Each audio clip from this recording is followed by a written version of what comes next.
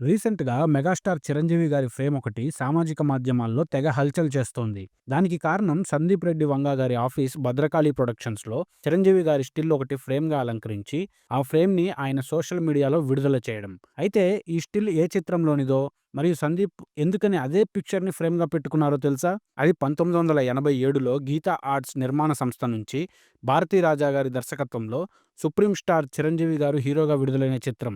పేరు 'ఆరాధన'. అవును, అప్పటికి చిరంజీవి గారి ట్యాగ్ మెగాస్టార్‌గా లేదు. ఆయన్ని 'సుప్రీం స్టార్‌గా' పిలిచేవారు. ఇప్పుడు 'సుప్రీం స్టార్‌గా' సాయిధరమ్ తేజ్ గారు పిలువబడుతున్నారు. అయితే ఈ పాపులర్ అవుతున్న స్టిల్ చిత్రంలో ఒక కీలక సన్నివేశంలో వస్తుంది. చిరంజీవి గారు చిత్రంలో అప్పటి వరకు ఒక నెగెటివ్ పాత్రలో కనిపిస్తారు. అలాంటి ఒక వ్యక్తిని సుహాసిని గారు చెంపదెబ్బ కొట్టడంతో ఆయన తిరిగి ఇచ్చిన ఎక్స్‌ప్రెషనే ఈ ఫ్రేమ్‌లో ఉన్నది. ఇది ఎంత కీలక సన్నివేశం అంటే, ఆ పాత్ర గుణం ఎలాంటిదో ఎస్టాబ్లిష్ చేసే ప్రయత్నం ఇక్కడ భారతీ రాజా గారు చేశారు. సందీప్ గారికి ఆ ఎక్స్‌ప్రెషన్ బాగా నచ్చిందట.